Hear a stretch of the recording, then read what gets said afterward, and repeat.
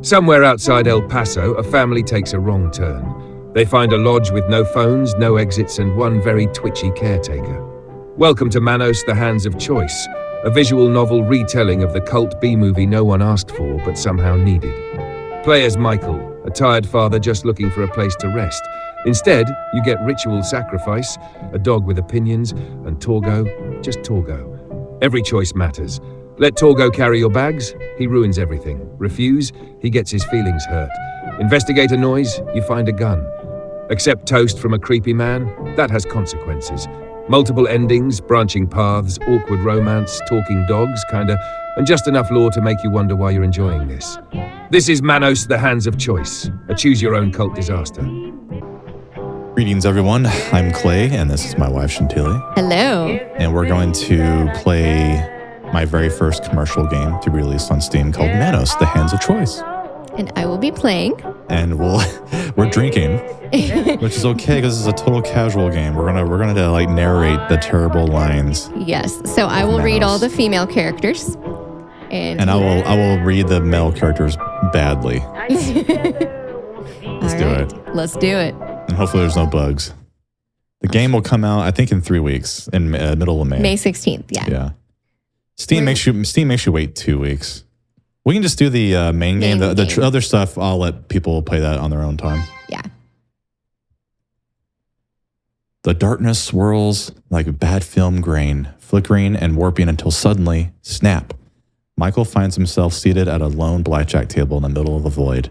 The air smells faintly of dust, static, and regret. It's a lot different when you read it out loud. Yes. Across from him stands a tall, robed figure. Black cloak, crimson trim, no face, just shadows. That's wrong. And yet somehow judging eyes. I might need to fix that. Michael, you... That's right. I might need to fix that. My artwork doesn't match. Michael, you have pierced the veil, shattered the fourth wall. You are now inside the ancient sacred relic, Manos, the Hands of Fate. Okay, how did I get here? And why is there a casino table? This looks like the world's saddest Vegas lounge. This is the Table of Fate, a place between realities. You now hold the power to alter the path of the story, to reshape destiny, undo disaster, and maybe, just maybe, save your family from the slow descent into B-movie doom. The master raises a card with a flourish. It glows faintly. Definitely more special effects than the original film ever had. First, I grant you a tarot card, a guidepost for the chapter ahead. Consider it spiritual GPS, or just a collectible. I don't know anymore. They know about GPS in the 60s, right? Sure. But we're breaking the fourth wall, remember? That's true. The card hovers for a moment, then vanishes with a spark. Very mystical. Probably low-budget CGI. Oh my gosh, I love it. That's my crappy effect. Wait, why do I have to play blackjack? Shouldn't I, like, fight a demon or solve a puzzle or something? Because the game of blackjack is the true test of a man's will. Also, it's what I know. We couldn't afford poker chips. The master gestures to the table. 2 chairs, 1 deck, 1 soul at stake. The rules are simple. Hit or stand. No doubling, no splitting, no funny business. Win, and your journey begins. Lose, and well, it still begins, but slightly more embarrassing. Should have just taken that left turn in El Paso. So I assume people know how to play blackjack, but maybe I needed to explain, like, you need to get a 21. No, I think you're good. I mean, you can't lose. You just get embarrassed, and he makes fun of you. He talks crap. See? Did you really think you'd win twice? The cards know better. Manos knows better. But I only played once. Well, it's randomly generated. I have like a list of things. Oh, so some things may sound a little weird. Gotcha. You got 13. But damn. Dang it. You suck.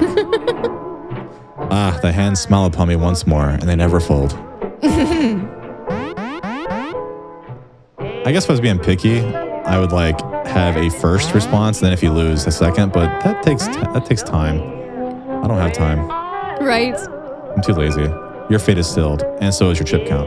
I thought he couldn't afford chips. Yeah, he's a very mercurial soul. Yeah. No, he draws again. He has an ace. Because it's soft. Oh, yeah. Dealer must hit on a soft 17. Victory is mine. Again, shall I deal your soul next, or would you prefer toast first? Oh, my gosh. I can't beat the master. He has a low card. He can stay. Hope for a bust. If you don't know blackjack, if they have under a 7, you hope they'll bust. Which he did. Yeah. He busted. Good job. Finally beat the master. Michael wins. Good job. Michael's hand slaps down. The master stares in silence, though his faceless expression somehow manages to look mildly annoyed. Huh. It seems fate favors you today. With a slow, theatrical wave of his red-sleeved hand, a tarot card floats into view, spinning lazily through the air before landing face up on the table. The Fool. A carefree traveler, standing at the edge of the cliff, a dog at his heels, a satchel over his shoulder, absolutely no idea what's coming. This is the Fool, the card of beginnings, of stepping into the unknown with wide eyes and no map. He is brave, or perhaps just incredibly dumb. Either way, he walks forward. So it's me. Indeed. Indeed. You begin your journey with nothing but hope, and a suitcase full of poor decisions. Also, the trunk is packed with unresolved trauma and a lack of cell service. In the 60s. Yes. The card shimmers, then vanishes in a puff of dusty energy that smells faintly of mothballs and vintage film reels. Go now, fool. Your fate is not sealed. Not yet. But don't worry, it will be. Michael feels a sudden pull, like the hands of fate themselves yanking him downward. The blackjack table fades, the master disappears, and the void collapses into a different kind of nightmare, the lodge. There's no music besides the one you hear now. Right. Just the wind. The engine and a growing... Was it in the movie they sing a song, remember? Like Yes. Row, Row Your Boat? Yeah. And a growing sense that they took a wrong turn somewhere near back to civilization. Well, see, like, I hope people have watched Manos Hands of Fate first so they get all the jokes. If they haven't watched the movie first, they're going to be so confused. You definitely need to watch the movie first. Or play this game and then go watch the movie. Either definitely. or. It's worth the watch. Michael, are you sure this is the right road? Which one do you want to choose? Of course it is. The map probably just got turned around when Debbie spilled orange juice on it. Right. Because nothing says scenic route like buzzards and abandoned gas stations. We passed that gas station 30 minutes ago.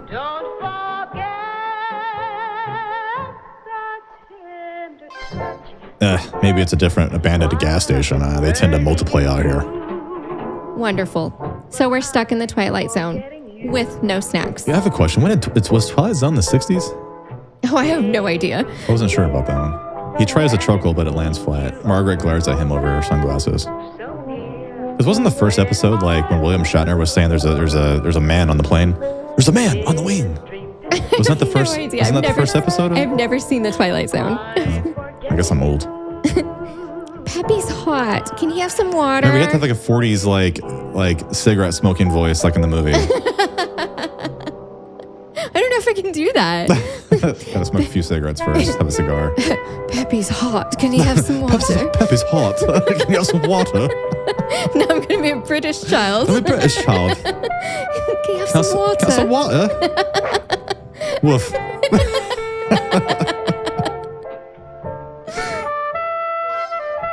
Tell him to hang in there. I'm sweating too, and I haven't barked once. That's because your whining is more high-pitched. Peppy whines and shifts her in her arms, eyes locked on the endless road ahead. You promised this was going to be a vacation, Michael. Some peace and quiet, not a horror movie setup. Hey, look at that view. Nothing says peace like miles of lifeless desert and the faint sound of vultures. Wow, breathtaking. In a nuclear test site kind of way. That's El Paso for you. It's just a little out of the way, that's all. You'll see. Big sky, no neighbors, clean air. Is our new house haunted? Is our new house haunted? What? No. Where'd that come from?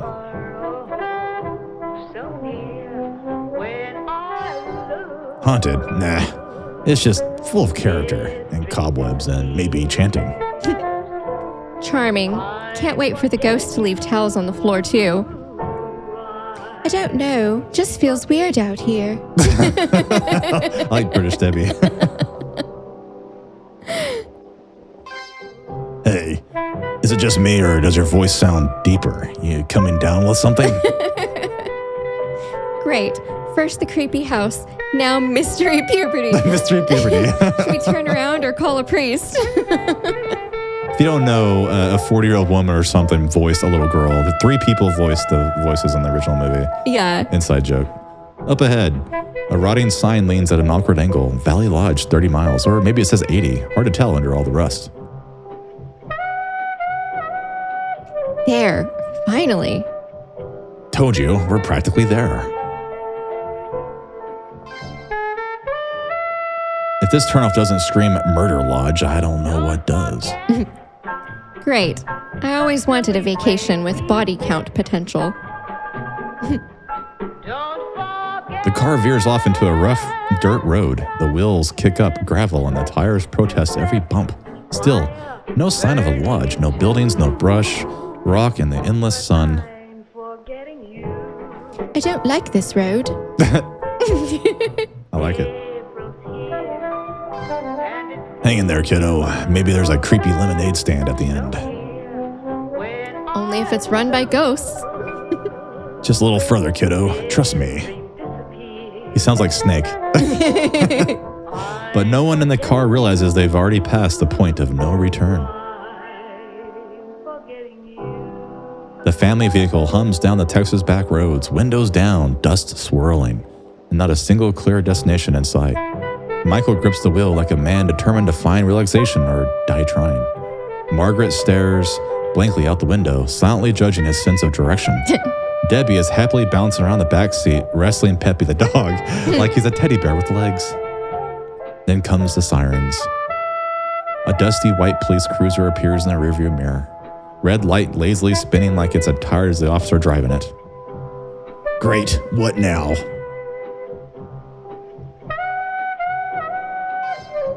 Relax, maybe he's just lost too, with a badge and unresolved trauma. The car slows, gravel crunches under the tires.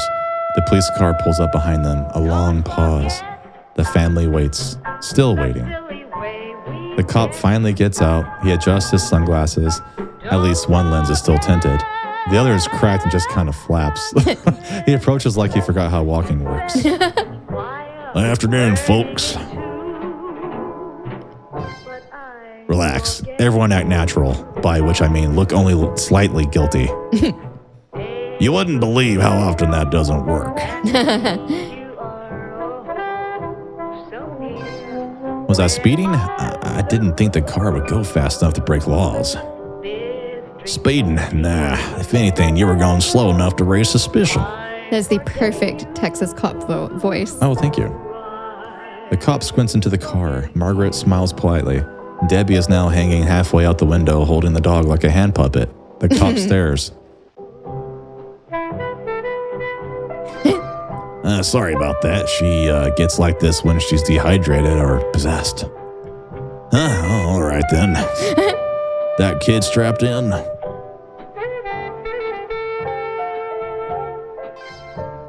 Technically, she's wedged between the cooler and a bag of laundry. She's not going anywhere. Unless we flip, in which case, we all take flight. The cop nods, like that checks out. All right, well, you got a tail light out, I think. Or it's just dusty. Either way, might want to clean that. Cars didn't even have seatbelts in the back seat in the 60s anyways. Nope. So.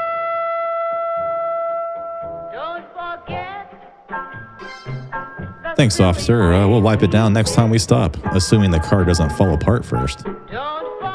Maybe the taillight's trying to save us from turning around. All right, anything else? Yeah, keep an eye out. A lot of teenagers around here have been making out in the ditches. Full-on smooch patrol. Booze, smokes, moral decay. Real menace to society, I tell you. Lovely. In the movie, he's always pulling over people making out, by the way. Oh, yeah. Can't have love breaking out in the wild. Next thing you know, they'll be dancing, too. Yes.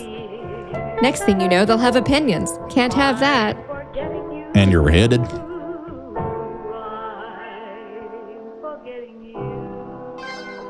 Just heading somewhere peaceful, no traffic, no people, minimal chances of being sacrificed. I packed light, just the essentials, pajamas and holy water.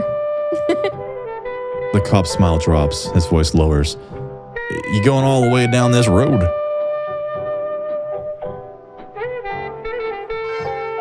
Yep, straight to the lodge. Unless the road gets weird. It's already weird. You just haven't admitted it yet. You might want to rethink that. A dramatic pause, crickets, a fly buzzes somewhere. Some folks say there's things on the end of this highway, cults or weird ones. Say they worship hands or feet, both. People go missing. Nobody finds them. Sometimes you hear chanting. Sometimes you hear nothing. Okay. Worshiping hands and feet? What is this, a podiatrist's fever dream? I say that right? Uh-huh. At least if they worship elbows, we'll be off the hook. Cool. Cool. Hey, say that in British. Cool. Cool. Cool, without sounding like Cartman. Cool. Skew. Skew. Woof. Not cool, little lady. Real spooky stuff. Satanists, occultists, toast worshippers, and not the good kind, the burnt kind. You're joking. Am I?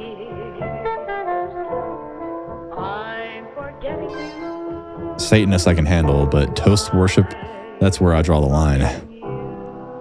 I knew I should have packed extra jam. We're gonna have to barter. Anyhow, enjoy your drive. This is a B game for a B movie, by the way, so don't judge me for my terrible writing. Oh, yeah. It's you have great writing, but it is definitely a B movie, so... Appreciate it. If we don't come back, tell Peppy he was a good boy. Peppy's the only one making it out of this, let's be honest. He walks back to the cruiser like none of that just happened, gets in and pulls off with the world's slowest U-turn. Well, that was helpful. Bet he just made all that crap up to avoid writing a ticket. Are there really toast worshippers? Toast worshippers? I love it. It changes the whole character. I love it. I should have made her British. In the writing. How do you write British? Oh, bloody hell, you bloody wanker. Hell. That wanker. Well, if they do exist, I hope they accept gluten-free converts. As if they knew what gluten was in the 60s. Right. Too late. I think you're already on the wrong Seatbelts, thread gluten, what the path. hell is that shit? No one knows. Woof. I love Peppy, by the way. The vehicle continues forward, unknowingly inching towards a lodge that doesn't exist on any map, run by a man who limps like a folding chair in the wind. You're back. Having fun yet? It seems we're just getting started. No real choices have been made yet. But don't worry, they'll come. And when they do, you must choose wisely. But first, you'll have to beat me in another hand of blackjack. This time, to play a bit longer. Oh, great. More cards? Nothing says epic spiritual journey like gambling with a guy in a bathrobe. Fine. Shuffle up, Dracula. Let's see if fate deals me another miracle, or just a 7 and a 3. I feel that, man. Right? I hate when I get a 15. Oh, you got a 13. That's pretty bad. You're gonna bust. Oh, yeah. 21. Yeah, nice. yeah. Look at that. Crap. Oh, that's bullshit. I did not hit her. I did not. I did not. I would totally make a room game, but he'd sue me. Oh, yeah. 11. 21. Dang it. Jeez, the master's kicking your ass. I know. You hesitated. The cards sensed it. The hands punished it. Come on, come on. There you go. We'll get a 21 though, you watch. Yeah. Yeah, true story. Impressive. Again, you defy fate. Again, you steal victory from my grasp. You must be cheating or just terribly lucky. Maybe I'm just good at cards, or maybe you're bad at bluffing. One more hand. He gestures sharply. The cards shuffle themselves with a hiss. Cobwebs stir. Somewhere, an organ plays a single ominous note. This time, the stakes are higher. The rules remain the same. Hit or stand, but if you lose, he pauses dramatically. You must sit through the Manos director's cut with commentary. That's evil. Indeed. Now, shall we deal? I actually made the blackjack game in a different game, and I ported over my script. Thought that'd be kind of interesting and weird and totally out of left field to play blackjack with Manos. I love it. Yeah. Dang it. It was it's okay, you can go ahead and go. He's just going to repeat himself now. You've lost so many times. I didn't write enough script for your amount of losing.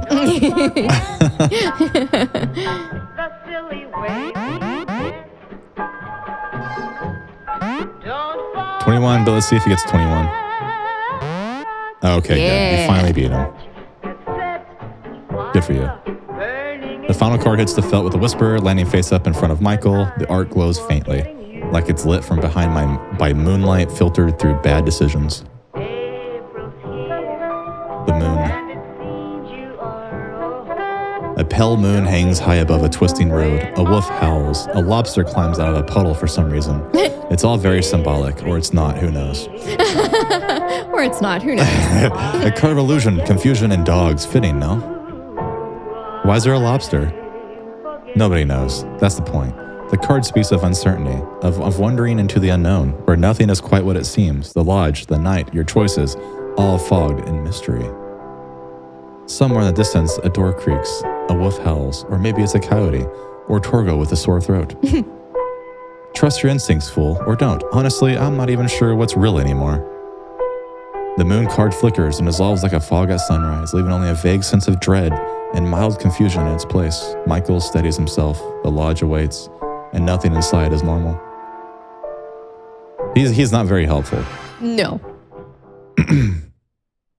This is going to be a long game if we read every line. Yes. The convertible rumbles to a stop on the side of a lonely dirt road, its tires crunching against dry gravel. Before them stands what can generously be called a lodge, more like a crooked shack, slouched against the Texas heat, like it's trying to disappear in the desert. Paint peels off the wood in long, tired strips. A single door hangs slightly ajar. No windows, no lights, no signs of life. Can you read the dialogue for a minute? My voice needs a rest. Except one. A man stands motionless at the entrance. His posture is strange, his legs almost too large for his frame. He wears a dusty hat and a threadbare jacket, and something about the way he stares, not at the family, but through them, puts everyone on edge. The silence hangs heavy until the man shuffles forward. His movements are slow, deliberate, like every step is a decision. I am Torgo. I take care of the place while the master is away. I love Torgo, by the way. You know, I was expecting a receptionist, not whatever that is. Well, at least he's dressed for the apocalypse. His voice is soft, drawn out, like each word is a struggle. His eyes never blink. Margaret clutches Debbie's shoulder. Michael, I don't like this. His theme. Come on, how bad could it be? He's got legs like overcooked spaghetti. Don't mock the knees. That's where the curses hide. What? It's B-movie writing for a B-movie, okay? It's just the caretaker, honey. Probably just does odd jobs around here. I'm cold and I'm hungry. Okay, Debbie.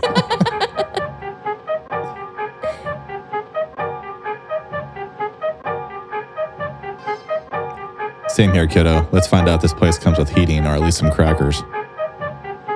Don't get your hopes up. I think the only thing warm here is Torgo's stare. There is no one here now. The master, he has left for the night, but you are welcome to stay. The master would not mind.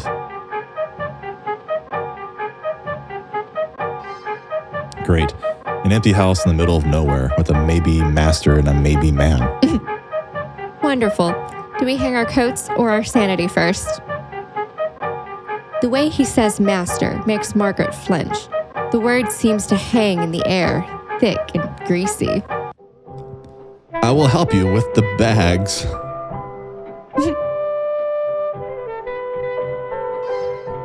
Thanks, appreciate it, but we've had a long drive. Michael, maybe we should just carry them ourselves. Michael glances at Margaret. She's frowning. Peppy growls softly from the back seat. The shack looms ahead, casting a crooked shadow that almost seems to reach for them. The air is dry, but a chill runs down everyone's spine. And now, a choice must be made. That's a very important decision. Not. Michael pops. It is important to this story. Go for it. Michael pops the trunk and waves Torgo over. All right, sure. Go ahead and grab the bags. Appreciate the help. Torgo lurches forward with an uneven gait, arms outstretched like a puppet fumbling in the dark. He grabs 2 suitcases, grunting softly as he lifts them with shaky effort. I will do my best. I am stronger than I look. He isn't. Not even close. That's my best Torgo. Halfway to the door, one of the suitcases slips from his grasp, hits the ground, bursts open like a confetti cannon of family laundry. Shirts, socks, and something white and lacy flutter in the breeze. Oh my God, Michael, do something! Whoa, hang on, he's trying. Torgo stares blankly at the mess like it personally betrayed him. Peppy jumps from the car and lunges toward the heap of clothes, teeth tugging at the delicate fabric. Peppy, drop that! That's Mommy's bra! Woof. Oh, for heaven's sake, this is exactly why I didn't want that man touching our things. Forgive me, the master would not approve. Michael kneels down, scrambling to gather the scattered clothes. Torgo slowly bends to help, then nearly topples over the second suitcase. The family watches, horrified, as the help continues to unravel before them. The front door creaks open with a slow, agonizing groan. The air inside is thick. Old wood, dust, something faintly sour and unplaceable. The living room is dimly lit by a single cracked window, casting long shadows across mixed-matched furniture and faded wallpaper that might have once been floral or bloodstained. A fireplace dominates the far wall, framed by strange black statues. Hands, dozens of them, all reaching upward, frozen mid-clutch. Some are small and delicate, others not so much. Not so much. Well, it's got charm in a haunted kind of way. Michael, look at this place. It's filthy. The carpet's sticky. It's temporary. One night, and we're out of here. That's what people always say, right before they disappear. This is the main room. Very cozy, very lived in. I can make you a fine breakfast in the morning. Toast. If that's what you like, I make very good toast. You'll get all the toast jokes now. He likes making toast. Actually, on the Steam thing, I made the icon for the game a piece of toast. Oh my gosh, I love it. So, yeah, you're welcome. Toast sounds great. Nothing creepy about a man pitching toast in the dark. Let's just hope it's bread, and not some sort of cursed offering. I just love her anime face. Me too. Torgo stands proudly in the middle of the room, like he's giving a tour of the Ritz. Margaret slowly turns in place, trying to find the least disgusting part of the house to set her purse down. Debbie, don't sit! Did I show you the new couch yet? I redid it. Oh my god. I made it look, it's like so gross now. It stains. It looks like Beavis and Butthead's couch when they're old. Before it was like kind of not that bad. So I went back and remade it like super nasty. Just stains and coils sticking out. Too late. Debbie's already plopped onto the ancient couch, her legs swinging freely over the stained fabric. Sweetheart, don't sit on that bear. At least put your jacket down or something. That couch is questionable. Smells like a dumpster. Smells like a dumpster.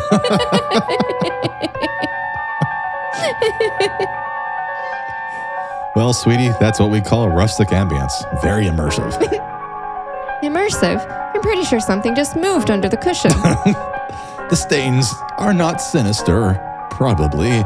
The master never told me what they were, but they haven't moved in years. That's a good sign, yes? Margaret winces. Michael walks towards the fireplace, rubbing his neck. The heat doesn't feel warm. It feels watched. He squints at the hand-shaped statues and raises an eyebrow. What's with all these hands? Is it religious or some kind of art? The hands of Manos, they protect or judge. The master understands. I do not question.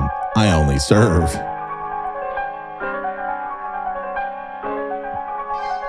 So the hands protect or judge, that's not exactly comforting. Especially when they're carved into the wall above where we sleep. He trails off into an awkward silence. The flames crackle in the fireplace, but offer no comfort. The room feels colder than outside. I don't like this place, Michael. It's giving me the creeps. I need more lines for Debbie. I love your British voice with Debbie. I just love it. Thank you. Your whole character's changed now. I need to go back and rewrite her lines. Make her British out of nowhere. Yes. I might do that, actually. You should. I'll make her totally extra quote-unquote British. Because I couldn't do an old lady voice, so she ended up British. I'll even put that in there, you sound British all of a sudden. Why, Debbie, you sound British. Yeah, it's got that warm, welcoming murder lodge vibe. The master prefers solitude, but he allows guests if they obey. It's just old. We'll sleep, head out in the morning. No big deal. Yes, of course. No big deal at all. He stammers and twitches a lot. Yeah, if you've ever seen the movie. A breeze moves through the room, but none of the windows are open. Something about the house feels hungry. A strange noise cuts through the air outside. Not quite an animal, not quite a machine. It sounds like someone took the caw of a crow and purposely detuned it. That's what I did. Stretched it out and twisted it into something unnatural. I broke the fourth wall there. What in the world was that? It sounded broken. Some birds sound different out here, especially at night. Or maybe it's not a bird at all. It sounded like a crow, but like if a crow was trying to scream underwater. Underwater? I like your voice. I love it. That's pretty good. The sound comes again. I love Debbie. Oh my God. Debbie's now our favorite character. She's mine too. I wonder, I have to spell out her words, to emphasize that she's British. The sound comes again, warbled, distant, and deeply wrong. It starts like a crow's caw, then bends unnaturally, low and warped, until it somehow ends up sounding like a cow that learned how to glitch. Okay, now it sounds like a cow, a miserable cow. Yes, the desert plays tricks on the ears. Many sounds blend, change, become other things. That is normal, very normal. That crow is broken, or possessed, or both. Or both. Woof. Thanks, Peppy. The sound comes again, part crow, part cow, all wrong. It echoes through the dry air like a bad dream someone left on repeat. Okay, now it sounds like a cat, a miserable cat trying to cry for help. The desert, it changes things. Sounds do not always mean what they sound like. It is normal. Very normal. Peppy thinks it's a monster. He's shaking. Damn dog. How could a dog know that? Quit being silly. Just stay quiet on the dirty sofa. Maybe take it now.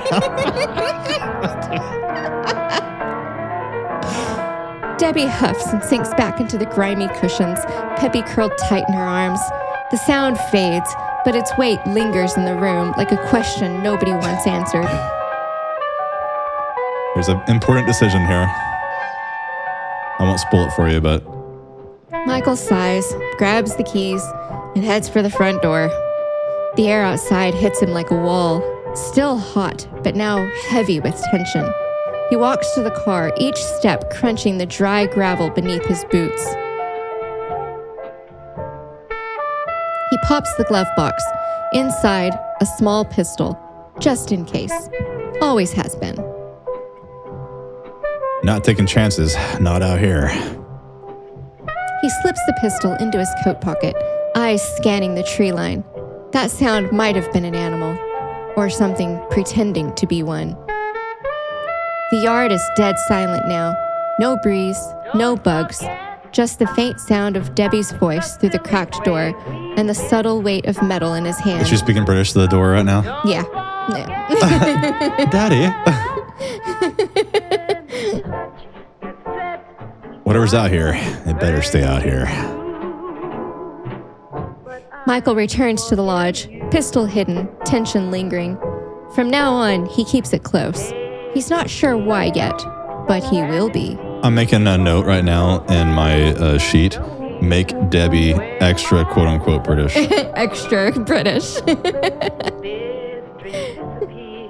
Throw in some father and bloody hell. I wrote it down for real. I'm going to do it. Are we going to sleep here tonight? This made my day. We're going to sleep here tonight. I need to add your voice in there, only for her in the game. So I'm going to be my voice She's actor. She's the only voice acted. Yeah. Will you do that for me? Because I think it'd be really funny. Yeah. Oh, sorry. That's you. Sorry. Yeah, unless the couch eats us first. But we're not going outside until I know what that sound was, or wasn't. A beat-up muscle car idles awkwardly on the side of a dusty road, tucked behind a scraggly bush like it's trying to hide, but doing a terrible job at it. The windows are foggy despite the desert heat. Inside, two teenagers, who look suspiciously like they've been teenagers for a few decades now, are mid-makeout, plastic cups and a half-empty bottle of cheap vodka sitting on the dash. No, what we should do is I'll add our voices in a hidden narration, dialogue commentary track when you play the game. That'll play our voices. Oh, that'd be cool. Terribly. Suddenly, red and blue lights flash behind them. A police cruiser crawls up, siren blipping half-heartedly. Oh, come on, again? You said Tuesdays were safe. The officer steps out of his cruiser with a lazy swagger. He adjusts his sunglasses, at night, and strolls up to the car like he owns the road, the town, and probably the state. Oh, sorry. Well. If it isn't the desert's hottest senior prom. Officer, we're just talking. Swear. Yeah, you were talking with your tongues. You know how many complaints I get about this spot? You come here every week. Exactly. You think this road patrols itself? Gotta keep the sand safe. He leans on the car, peering through the window at the bottle. That vodka? Water. Right. And I'm the Tooth Fairy. You know I could run you in the open container, right? He pauses, sniffs the air. You're not hurting anyone. Just keep it zipped and stay out of the ditch. Seriously? That's it? Her face. What do you want, a ticket? I just like messing with you two. The cop taps the hood with the back of his knuckles, then starts walking back towards his cruiser. He stops once, glancing out into the desert like he sees something no one else does. You know, folks been saying they heard things out here lately. Might want to cool it on the backseat marathons for a while. Like what kind of things? No idea. Weird noises like a crow got choked out by a tuba or something. Nights full of strange sounds. The teenagers exchange a look. That's not real. Maybe there's your fake ID, just saying. With that, he climbs back into his cruiser, flicks the lights one last time for flare, and slowly pulls off into the dark. See, if you're from Texas, you have to talk kind of in your front of your mouth a little bit, and you gotta slur your words, like you're washing the clothes or you're fixing to go out there. So you want the narrator to be Texan? No, I was just saying for the cop. Oh, yeah.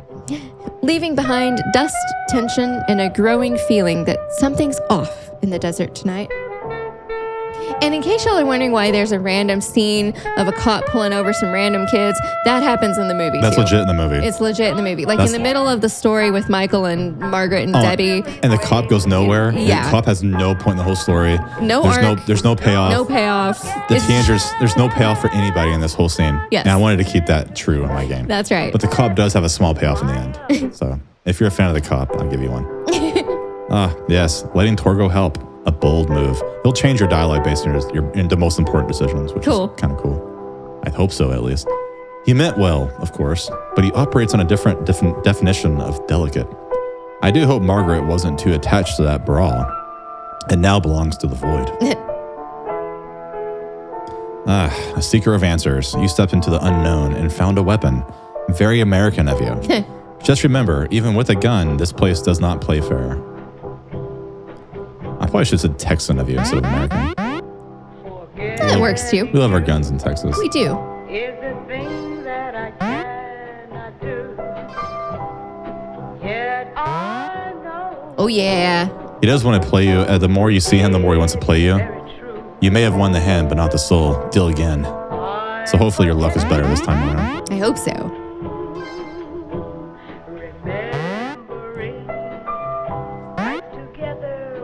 You did it. Yeah.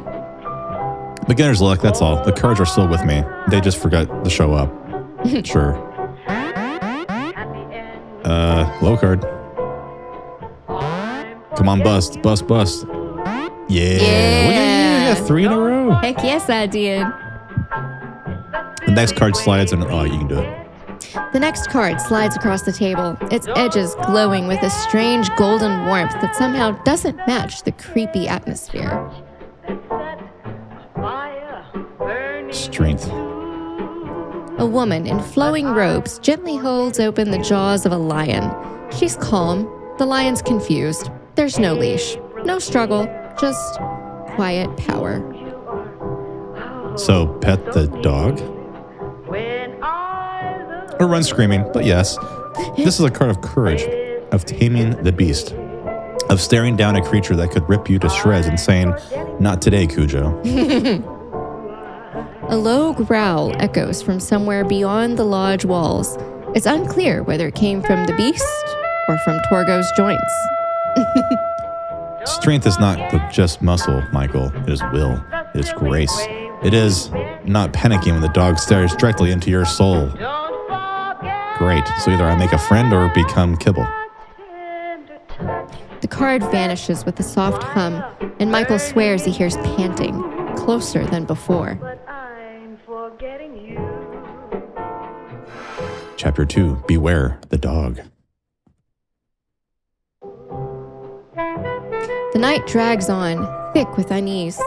Outside, the strange noise hasn't returned, but that's almost worse. Silence like this feels unnatural, like the house is waiting for something. Michael stands near the crooked fireplace, arms crossed, eyes scanning the strange statues again. Those reaching hands, they almost look like they moved. Something's not right about this place. I'm going to take a look around. Check the other rooms. Michael, no. Just stay here. We'll leave first thing in the morning, I swear.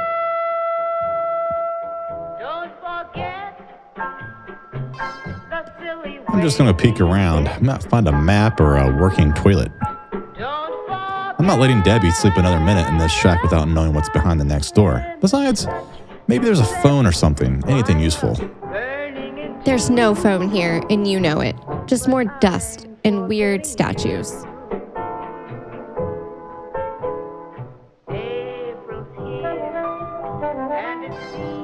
Okay, so weird statues and dust.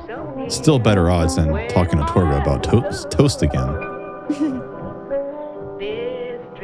Can Peppy sleep on the couch with me? That couch, man. It's a character on its own. Sure, but if the couch starts whispering, you both sleep in the car.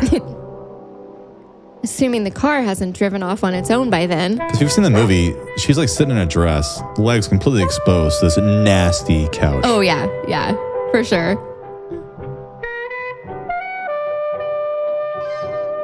Translation, yes, but only if it doesn't move again. Wait, again? What do you mean again? He'll keep you safe, yeah.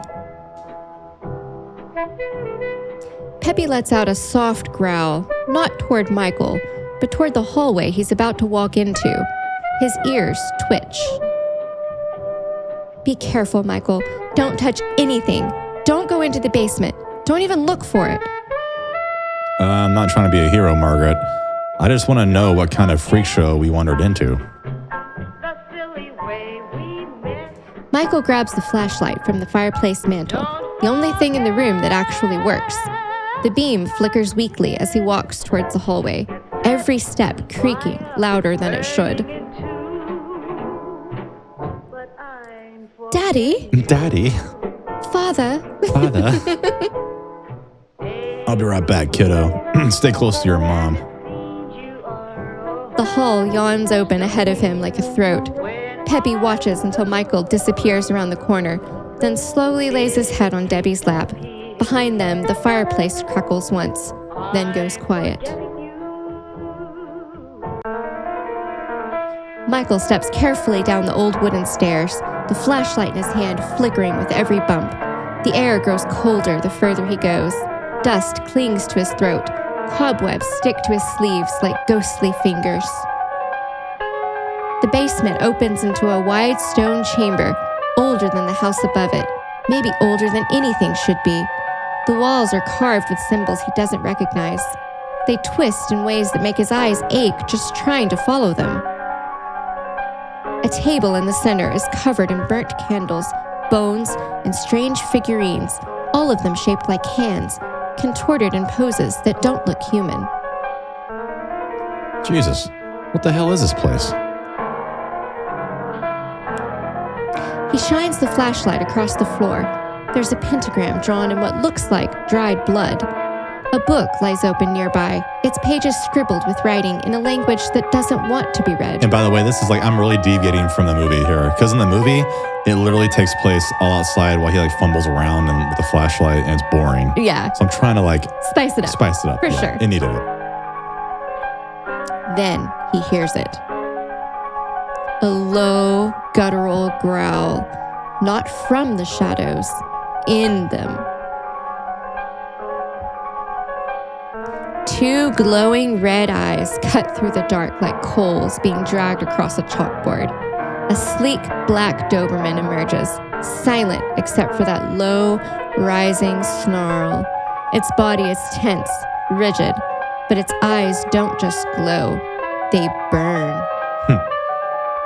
Okay, easy now. The dog steps forward, head lowered, lips curled back to show sharp, unnatural teeth. This isn't like Peppy. This isn't like any dog Michael's seen before. You think? He's not like Peppy. He isn't like Peppy. The flashlight shakes in his grip. He could swing it, try to scare the thing off, or try something stupid.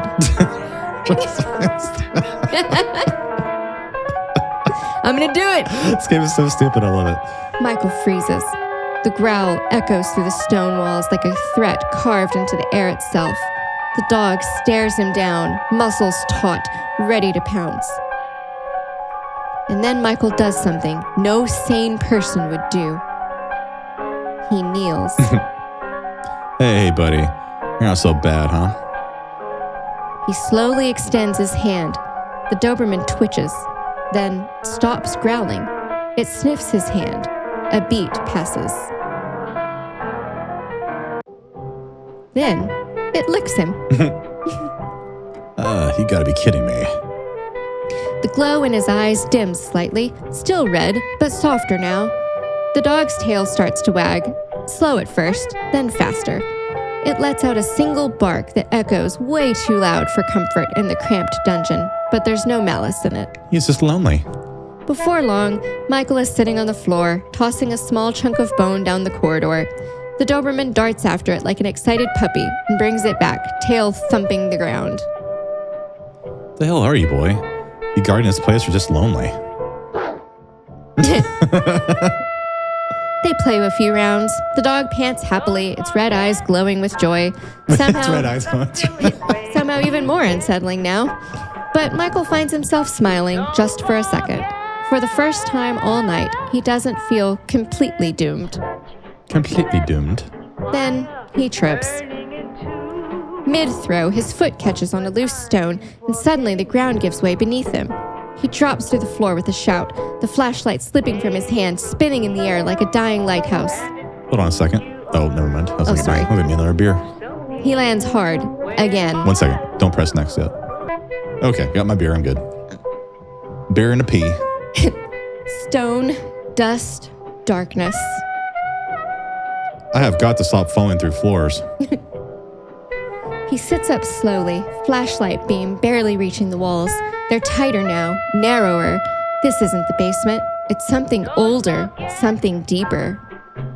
A catacomb.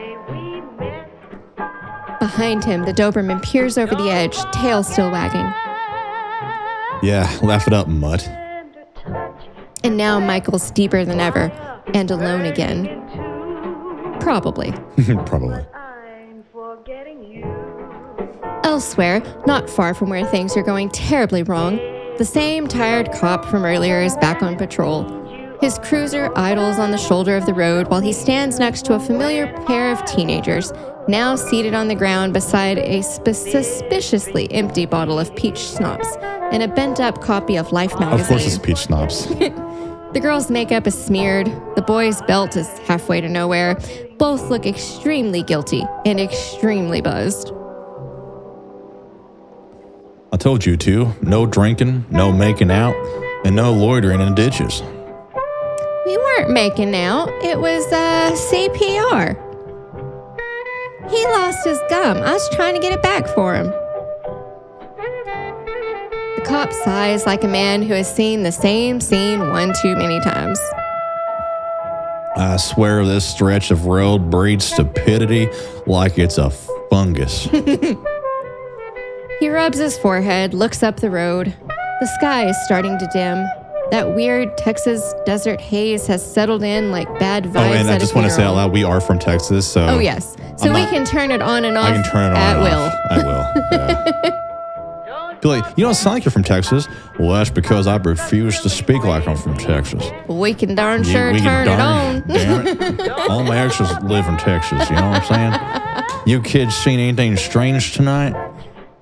Yeah, actually. This car came by earlier.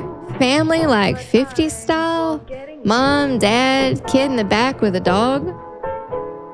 They never came back. That was hours ago.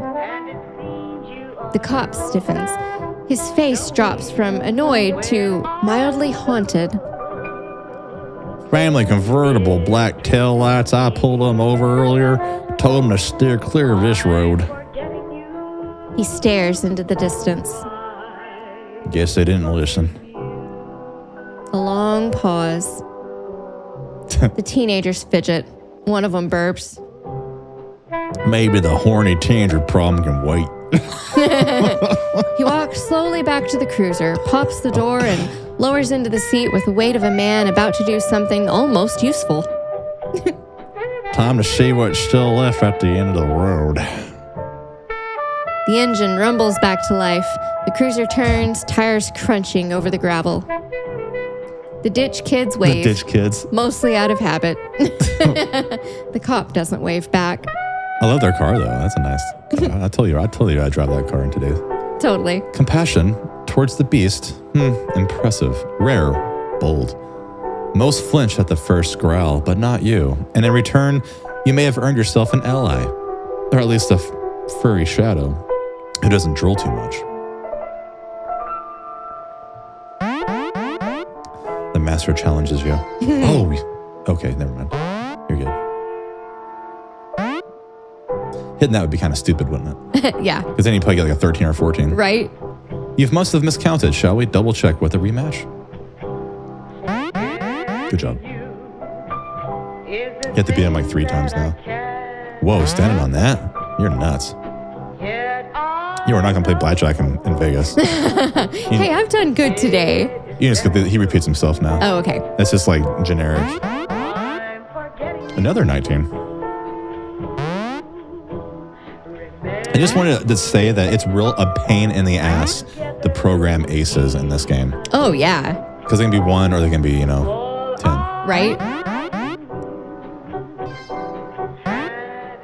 You think it's something simple, but it's really not. It's not. Mm-mm. It took me a long time to figure it out. About a year. I have a new respect for people who program those casino games. It's something so simple is not so simple. Like, we play that game on Nintendo called Vegas Stakes. Oh, I love that one. It's a really fun game. And Caesar's Palace. Both of them on Super Nintendo. And it was made by Nintendo, which is funny. All right, looks like you got one more time to beat him. Another 19. That's your lucky number today. Bust. Bust. Oh. Bullshit. 13, my favorite. You're going to bust. No, 17. But he probably has a 20. You always assume the pocket card is a 10. Right. In blackjack. That's what you're always assuming. Come on, 11. I'll take that. He has a 10. Yep, I knew it. Oh my gosh. See?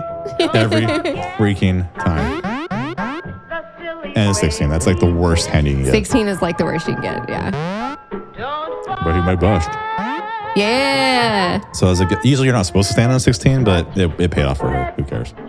The card drifts down like an unwanted love letter, fluttering, glowing softly pink, and landing with a dramatic thud in front of Michael. The lovers. 2 figures stand beneath a glowing sky, hand in hand, as an angel hovers above them, judging silently. It's romantic. It's intense. It's deeply uncomfortable. Is this about him again? Torgo feels things, love, longing, knees that bend in ways not meant for man or beast. And now you are entangled in the strangest triangle since geometry class. Somewhere, toast is being buttered with excessive sensuality. A door creaks open. It smells faintly of mothballs and desperation. Oh my God. The lovers is a card of passion, of temptation, of decisions made with the heart, or at least whatever organ Torgo is using these days. Ooh. I was not prepared for emotionally needy cult housekeepers. Few are, but your choice is simple. Accept the toast or reject his brittle, quivering heart. Accept the toast. The card flares briefly, then fizzles out in a puff of Will steam. you accept the toast? Like a toaster that's seen too much. Oh, of course I will. Chapter 3, Torgo's awkward love life. Oh my gosh. I had some fun with that. Torgo moves with slow, creaky steps down the hall, leading Margaret away from the living room. The house groans with each shift in the wind, like it's remembering how to fall apart. He stops at a warped door, barely hanging on its rusted hinges.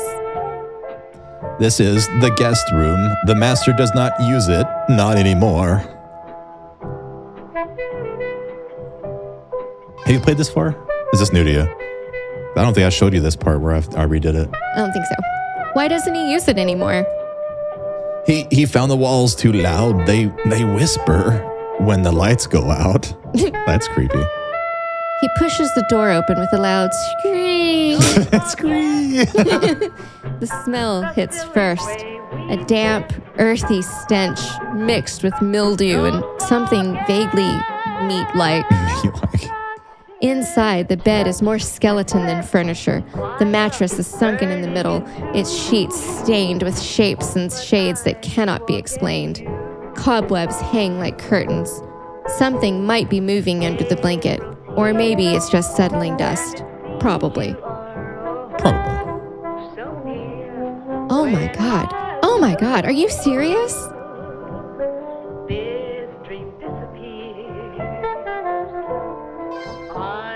Did I repeat right there? Yeah.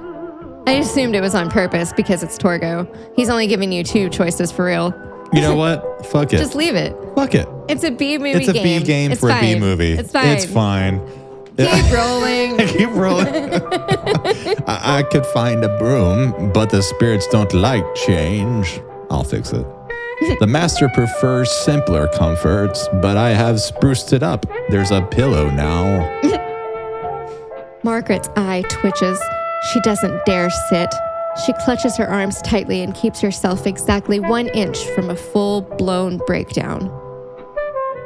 No way. I'm not sleeping in here. I'd rather sleep in the car, or the dirt, or on fire. Oh, wow. I mean, look at that mattress down there.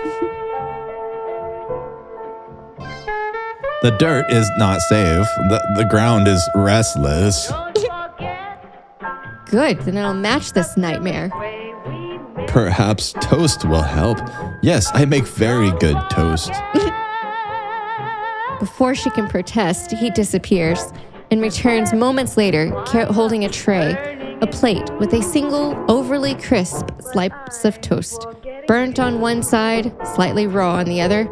There's a glass of what might be juice, might be transmission fluid. Ooh. In the dim corner of what once might have been a kitchen, now more rust than room, Torgo fumbles with a toaster that shouldn't be functioning. The coil groans, a spark flies, something small and mini-legged scurries across the counter, disappearing into the shadows like it knew too much. Torgo doesn't flinch. His hands tremble, but not from fear. Not tonight. Not tonight. He stares into the toaster like it holds the secrets of the universe. Or at least 2 semi-burnt slices of bread. The stale scent of Don't you love that scene? Yeah, old crumbs fill the air, competing with mildew and rat droppings. Is that a turd trail going to the toaster? Pretty sure. It's a turd trail. She spoke with such defiance, Is this new to you? Yeah. That's cool.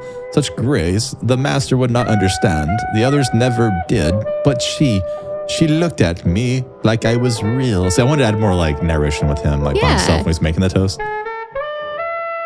A roach crawls across the wall behind him. He doesn't notice. Yes, the toast must be just right. Not too dark, not too soft. She deserves better than the others, better than this place, better than him. The toaster sparks again. A wisp of smoke rises. See, Torgo's in love. When she tastes it, she will know, she will see, she will stay with me, with Torgo. The bread pops up with a wheeze, blackened on one side, barely warm on the other. Torgo smiles. It's the best batch he's ever made. Torgo, still smiling faintly, reaches for a chipped glass that might have once been clear. It's cloudy now, fogged with age, fingerprints, and memories that no one asked to keep. He turns the faucet with a squeak that sounds like something begging to be put out of its misery. A thick, sluggish stream oozes out, dark, glistening, reddish black. Ew. The color of old sins and engine trouble. It hits the bottom of the glass with a plop, leaving oily streaks as it climbs slowly toward the That's rim. gross. Oh my gosh, that's gross. You like how it's so descriptive of what the liquid looks like? Yes. It's worse than the image. Yes. Torgo watches it, tilting his head as though judging its viscosity. I like that word, viscosity. I've always loved that word too. It's not water, but it shines like rubies, or maybe the master's blood. When it bled for her, or for power, or maybe it was just Tuesday. What? Don't you love Torgo? The liquid settles. It bubbles faintly. Something inside moves. Or maybe it's settling. Probably. He lifts the glass, sniffs it once, doesn't recoil. She will need a drink with the toast. Yes, hospitality. She will see I am thoughtful. The lights flicker once, not because of the power, just the house breathing. Torgo begins to hum, a low, slow, broken tune, something close to a lullaby or a warning. I love that picture. I made this myself. It's my specialty. I do not get many guests. Margaret stares at the toast. It's my favorite scene of the whole game. Oh, that's mean. Is this breakfast or a science experiment? The toast steams faintly. The room does not. And now she has to decide. Eat the toast or kindly refuse. Margaret sits on the edge of the filthy bed, back rigid, trying not to let her face betray the internal screaming. The tray sits on her lap. The toast stares back like it knows it's a mistake. Torgo stands a few feet away, hands clasped tightly in front of him, eyes wide and eager. It is a special recipe. I use the fire of Manos. He lied. He just put it in a toaster. Oh, yeah. She gives a tight-lipped nod and picks up the slice. The corner crumbles like drywall. She takes a small nibble. It tastes like ash and regret. Crunchy. Torgo beams. His fingers twitch at his sides as if he's resisting the urge to clap. Yes, I knew you would like it. She keeps nibbling, slowly, bite by charred bite. The burnt part scrapes against the roof of her mouth. The undercooked section tastes like it's never met a toaster at all, but she keeps going, somehow. Her throat is dry. She eyes the drink. It's thick, a weird, brownish red, too opaque for juice, too glossy for anything that should go into a person. She stares at it for a long beat. Torgo is still watching. He hasn't blinked in over a minute. He is so excited. Margaret grabs the glass, takes a breath, tilts it back, and Ew. swallows. It's bitter, sharp, tastes like cold rust and sour cherries had a fight in her mouth, and everyone lost. She chokes slightly, but keeps it down. Delicious! Torgo practically glows. I knew it. I knew it. The master would be so proud. Margaret swallows again. Not the drink, just her pride, her fear, and whatever gag reflex tried to revolt. She's never eating toast again. Aw. The master does not let me eat with guests or use the beds. I sleep here in the corner. You sleep on the floor? Always. The master says comfort is not for me. Comfort is for his brides. Margaret's face twists, unsure if she feels more disgust or pity. Why not just sleep on the bed? It's filthy, but it's better than the ground. No, the master would not approve. His word is law. The house is his kingdom. And who are these brides of his? Torgo lifts his head slightly. His eyes don't quite meet hers. Many, so many. They're always here, and they never age. They never leave. The master chooses them, loves them, keeps them forever. They live here? Now? Yes, somewhere, always near, sleeping or waiting, and they are beautiful, even after all these years. The air feels colder. Margaret pulls her arms tight around her. The air is thick again, heavy with dust and something else, something older. Somewhere in the house, something creaks. Not a floorboard, not a door. Something breathing. Ooh. Margaret sits frozen on the edge of the bed, arms locked around herself, trying not to look at the stain beside her. Torgo remains hunched in the corner, curled up in his bed, the tray of untouched toast still resting across his knees like an offering no one wanted. She speaks softly at first. Torgo, am I going to become one of the master's wives? He doesn't look up. His voice is quiet, almost dreamy. Well, of course, the master always gets what he desires. That's creepy. Margaret's breath catches at her throat. That's not going to happen. I'm married to Michael. And I have a daughter, Debbie. Yeah, Debbie, she's British. She's British. She's British? Yes, I know. I know. His fingers twitch. His shoulders tremble. Sounds like Torgo. More than usual. More than usual. Slowly, a single tear rolls down the side of his face and drops to the floor, soaking into the grime. All I ever wanted was a wife of my own. Someone kind. Someone like you. Torgo. But the master does not permit such things. Not for me. Only service. Always service. His voice begins to crack. He hugs his knees tighter. Michael might not be your husband for much longer. So he's like in the corner right now, like on the floor. It's kind of sad, huh? It is sad. What? What are you talking about? The master grows bored of me. He may make Michael the new warden of the house. Or... He trails off. He does that a Or lot. what? What do you mean? Or he will turn him into something far worse. Worse than this? Yes, the master has no mercy for those who cannot serve. Ex-husbands who are not chosen become ghouls.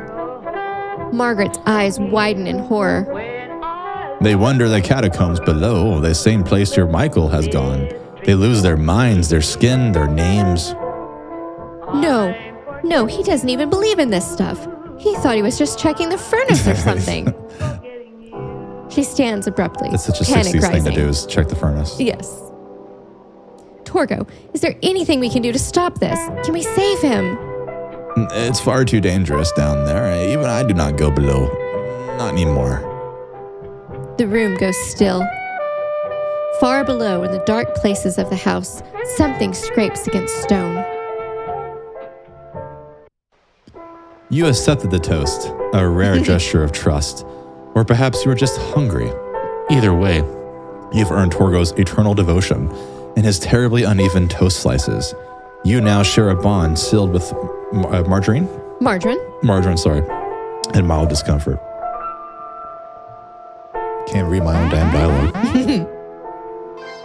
Plus, I've been drinking a lot. Right. So what'd you think of Torgo's love life? Oh my gosh, it was great. I thought the extra scene with him making the toast with the rats dropping. Yeah, and everything. that was awesome. He's talking to himself. Yes.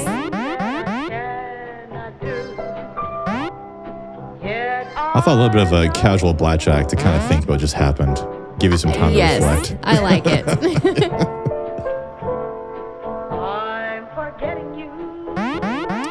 And to piss yourself off when you keep busting and getting 15s and 16s.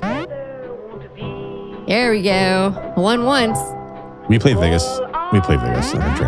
Yeah, we play play blackjack. Vegas all the time. Yeah, we play blackjack in Vegas all the time, and this is really what happens. The dealer always freaking wins, just like this. Yep. Every freaking time. Yep. You should split those 10s. Oh my gosh. I'm just kidding. 22. Yeah, feed him twice. Oh yeah. Oh yeah. Blackjack. And hopefully he doesn't have a blackjack. Good. Oh, yeah. You're good. Forgetting you. April's here. I thought about having like some kind of like punishment for losing, but this is a casual game. Yeah, no punishment. Yeah. I didn't want to make a game where you win or lose. It's just a Yeah. fun game. I'm forgetting you. Standing on a 14. I didn't mean to. I hit the wrong button. Oh, okay. Well, now it's good. He has a 4. Yeah, because he has 4. 16? Bust. 18. The silly way we met. I've never, the way the programming works, it will forever keep going to the side of the screen. So I've never had the cards go outside of the screen yet. So far. It's possible, right? To get that many cards to go off screen? Yeah. Forgetting you. It hasn't happened yet. A lot of aces would probably get that. 2s and aces. Mm-hmm. And it seems you are so near when I look.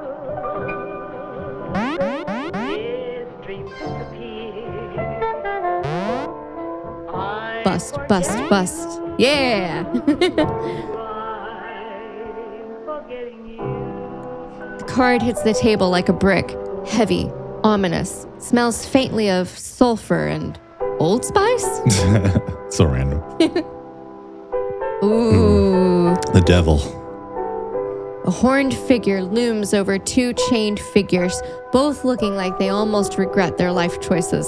Almost. Almost. Fire flickers, shadows dance. Somewhere, Torgo is probably lurking just out of frame, whispering something about the master. The master. All right, so that's not subtle. Indeed, this card is about temptation, entrapment, consequences. You've wandered deep now, Michael, into tunnels built with bad decisions and worse lighting.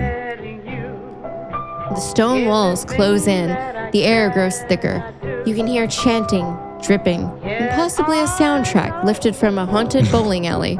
That's random. The devil whispers lies, promises escape, powers, answers, but often what we think as choices are just cleverly disguised cages. Cool. So basically, I'm trapped with cultists, questionable architecture, and psychological baggage. Exactly. And possibly bats. The card ignites in a puff of red smoke and disappears. Michael coughs. Somewhere, chains rattle. The air tastes like regret. Don't forget.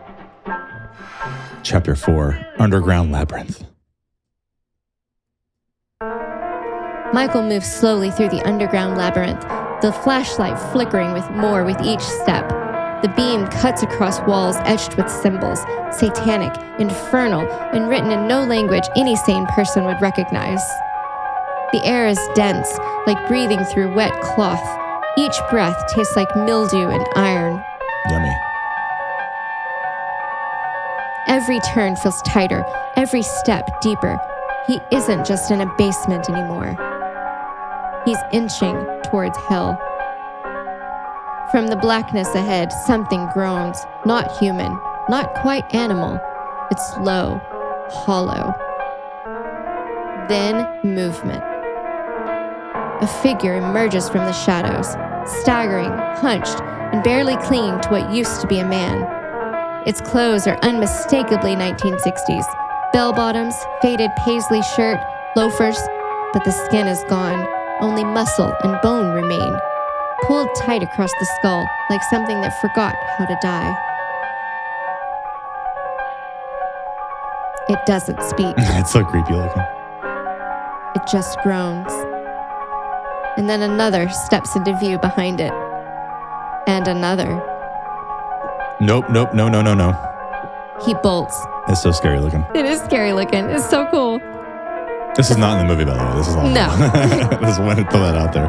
The flashlight bobs wildly as he runs through the pitch-black corridor. Rotten hands reach from the walls. Skeletal fingers grasp at his jacket.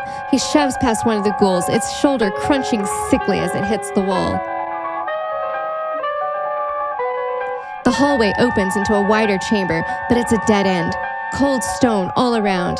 And there, dangling from the ceiling like salvation, is a rope. It sways gently. Michael skids to a stop beneath it. He grabs the end, but freezes. They're here. They're here. The ghouls have caught up, dozens of them now, eyes hollow, groaning, reaching, closing in from every direction. There's no way up unless he makes a stand. No way out unless he fights. Michael's hand dives into his pocket, panic swapped out for raw instinct, and this time he remembers. The revolver. He draws it fast, the cold metal feeling like salvation in his grip. No time to aim, no time to think. He fires. Bang! The ghoul's skull explodes in a spray of bone and rot. Bang! Another one drops, twitching. Bang! Bang! Bang!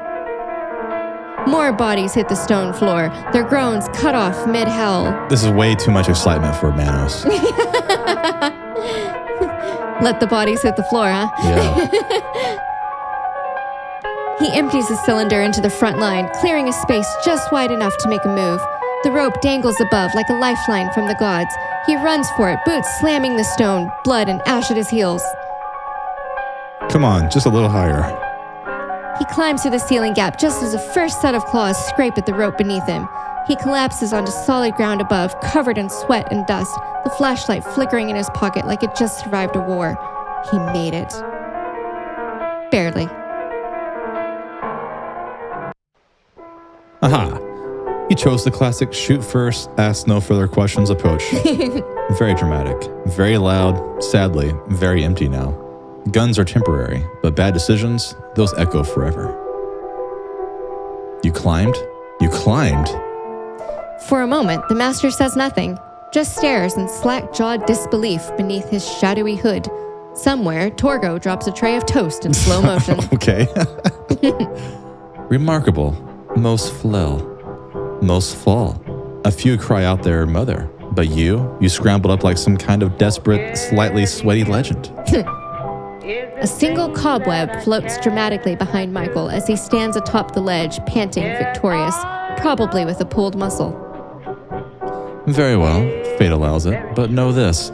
Escaping once doesn't mean you're free. The hands of fate always keep receipts. Whatever that means.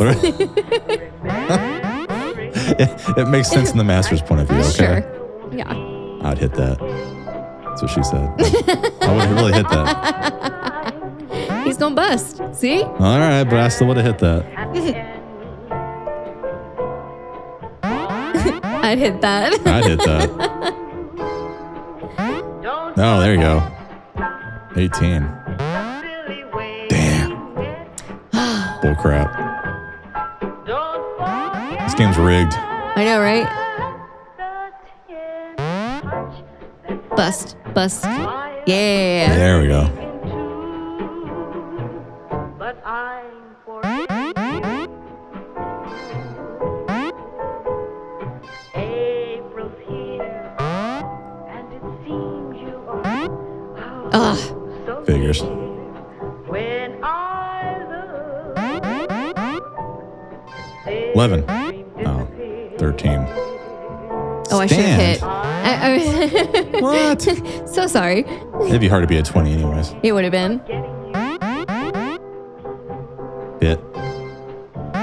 Ooh. Don't listen to me. You're supposed to, but yeah, don't listen to me. You trust your gut. the silly way we Oh, thank goodness. You got lucky. Yeah. Once more, hit that shit. Yeah, that's what I told you. Yeah, I told you to hit that. Yeah, dude. Yeah, dude. Yeah, dude. You're welcome. That was a perfect hit. It was. I want to see it like off the screen. I know, right? When I look, this dream disappears. You did Oh, it. yeah. I'm forgetting. One more time. Hit that shit. No, he has a 3. Yeah, but you're safe. See, Oh, that's true. you always hit that, even when they have a low card. It's okay. You'll learn. Oh, nice. I'm glad I had the score on top because when you're drinking, you like can't count very well anymore. That is so true. When I'm in Vegas, I swear I can't count anymore after too many beers. I'm just like, what? Yeah, but most dealers will count for you. If you can hear them. Yeah. The card floats down like a page torn from an ancient judgmental yearbook.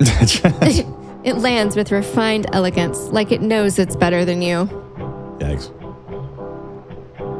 Forgetting you. I'm not even sure how you pronounce Hierophant. it. Hierophant. A robed figure sits between 2 pillars holding a sacred scroll of vague importance. Below him, 2 followers kneel, possibly in reverence, possibly just really tired. Let me guess, more robes, more rules. Indeed, the Hierophant is tradition, structure, authority, and in this case, gossip-fueled spiritual bureaucracy. Voices echo through the halls, whispering, judging, comparing hair buns and sacrificial robes. The master's wives, bound by oath and boredom, and possibly some expired wine. Yep.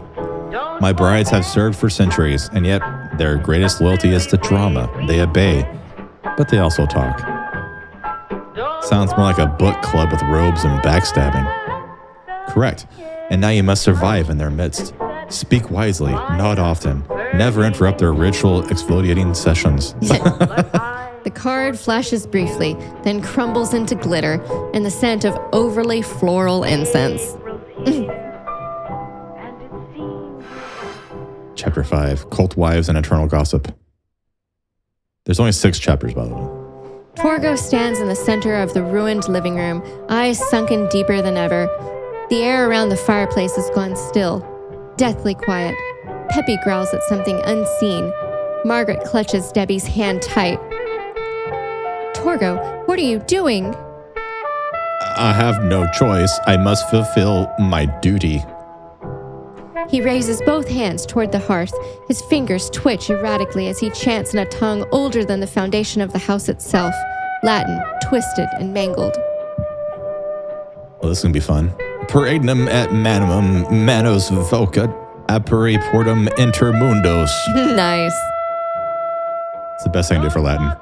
The fireplace bursts into unnatural flame, not red, not orange, but a deep black, outlined in crimson. The stones tremble. A vortex rips open the air, sucking the very shadows into it. Winds howl through the room like the house itself is screaming. Margaret tries to run, but the pull is too strong. They're all yanked forward. Margaret, Debbie, Peppy. Oh no, Peppy. Swallowed by the portal in an instant. And she's going, bloody hell. Bloody hell. Then, silence.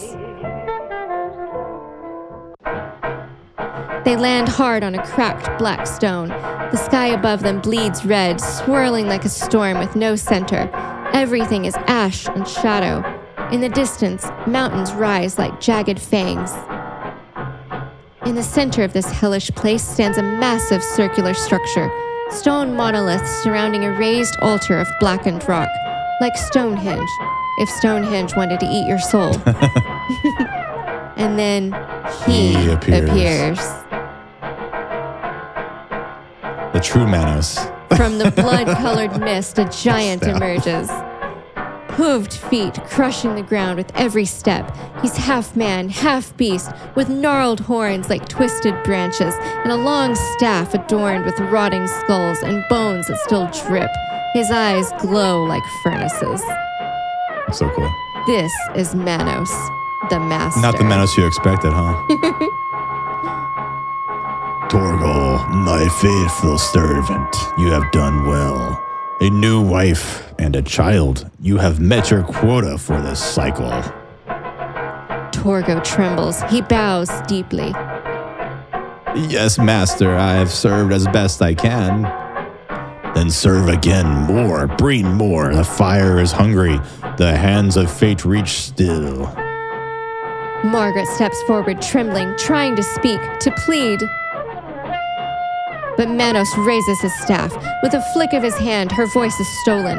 Not muffled, erased. A burst of red energy envelops her. She screams, or tries to. The sound never comes.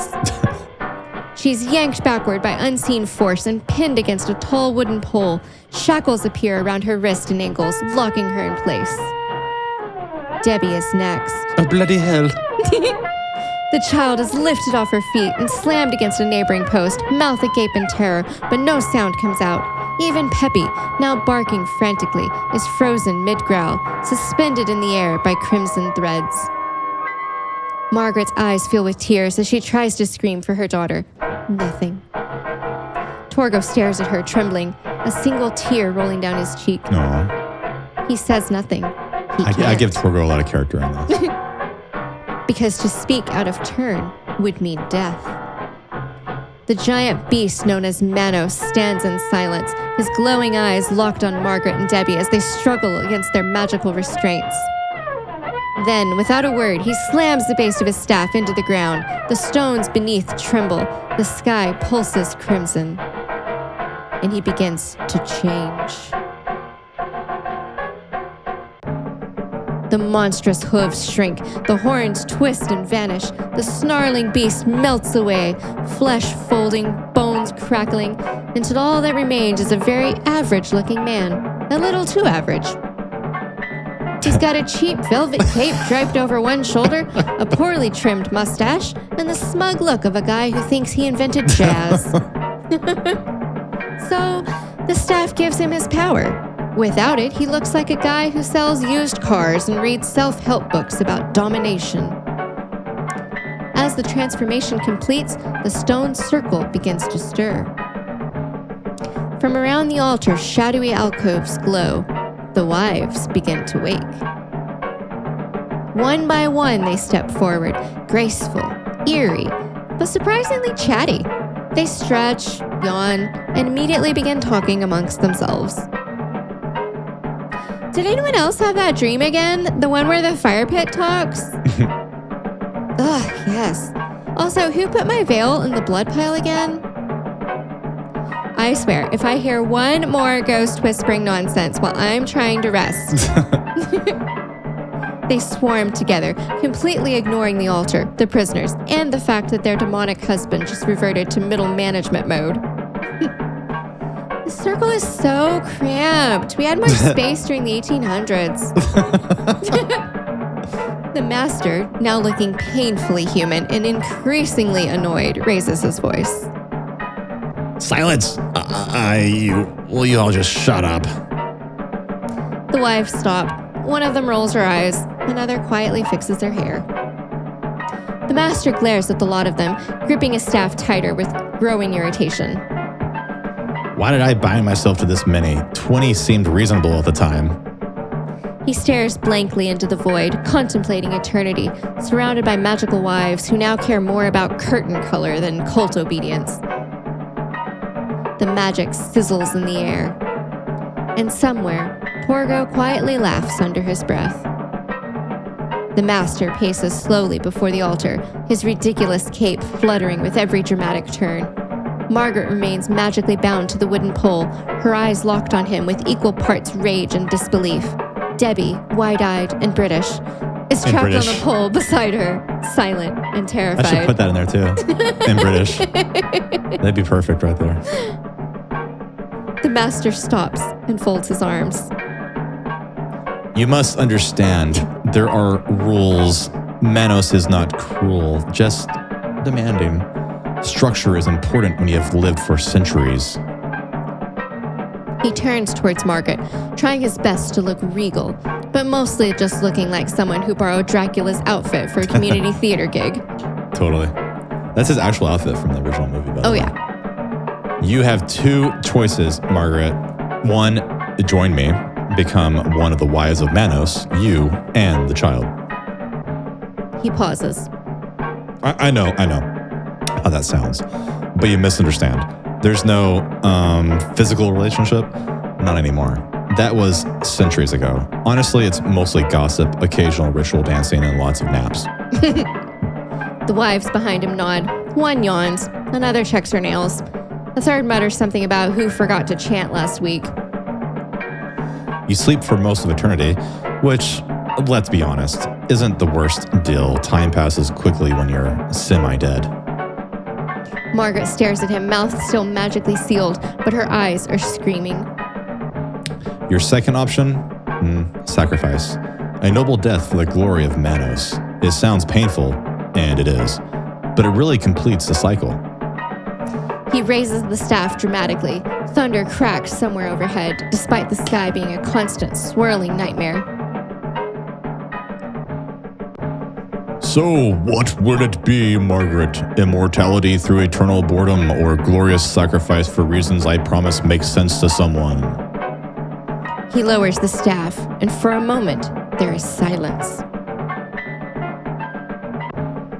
Even the wives stop bickering.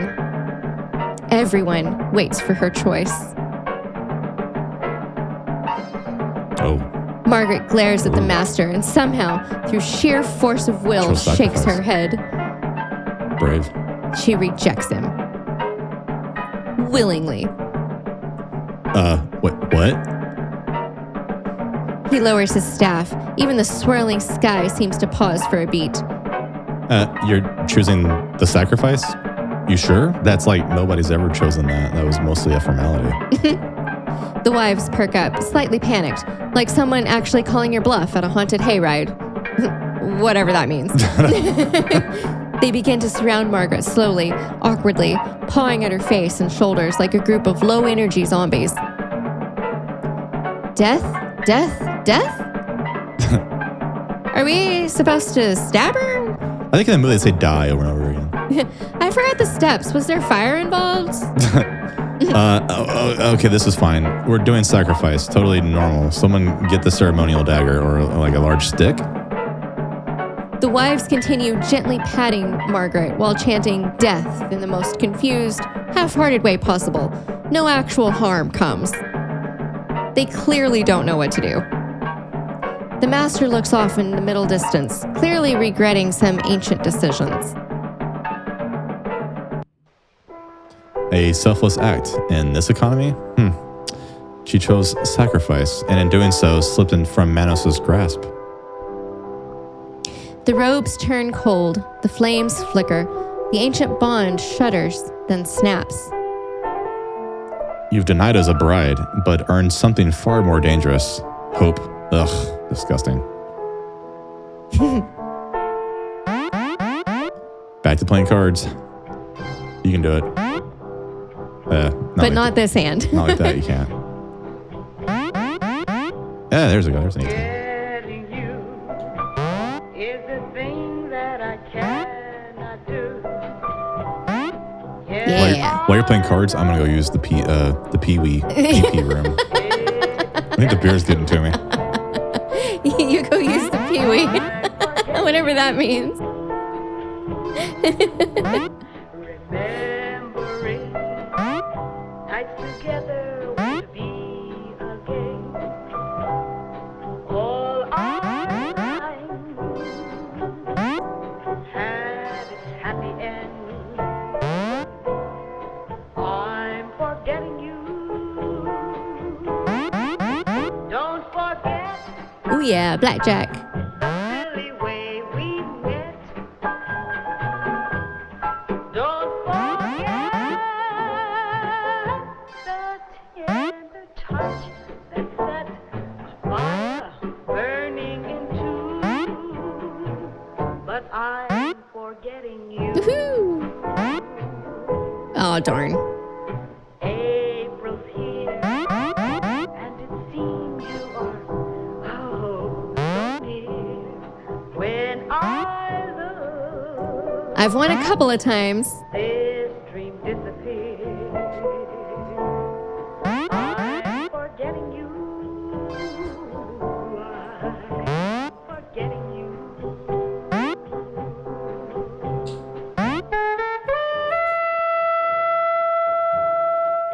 Don't forget Oh yeah, blackjack. the silly way we met. The silly way we met.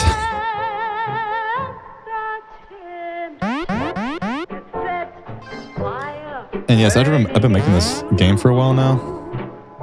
That song gets stuck in your head. Oh yes, it does. It's like a cancer in your brain, and you can't get rid of it. Oh. Whoa, he went that pretty... Oh, man. He Dang. almost broke the screen. Almost. I was waiting for that to happen. When I look, this dream disappears. So what'd you think of the new vision of Manos, The Hands of Fate? Oh, I loved it. I love it. It's like if Manos had a budget. Right? That's probably what they wanted to do. Well, probably.